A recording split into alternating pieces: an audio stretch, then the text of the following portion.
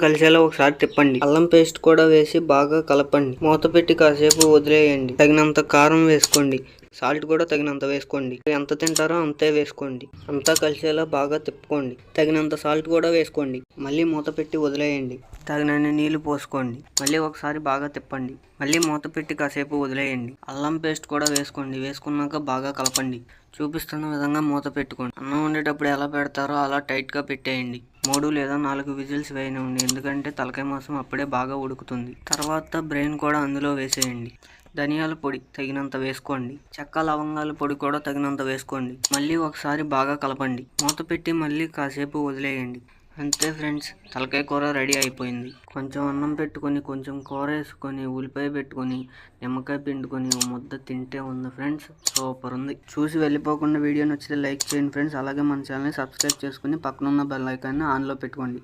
Thanks for watching friends.